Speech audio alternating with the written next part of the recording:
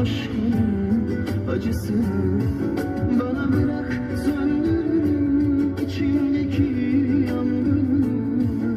Bana bırak, ben hallederim aşkın acısını.